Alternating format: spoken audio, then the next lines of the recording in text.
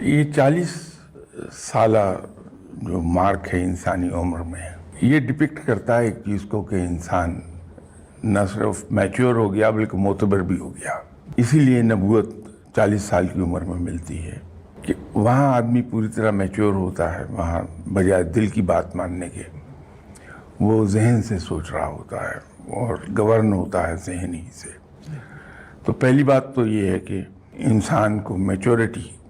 شو کرنی چاہیے کہ میں 40 سال کا ہو گیا اور اس عمر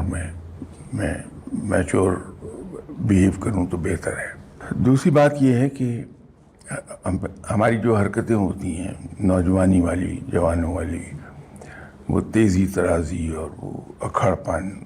ان تمام چیزوں سے اجتناب کرنا چاہیے کہ ہم اب میچور ہو گئے، معتبر ہو گئے۔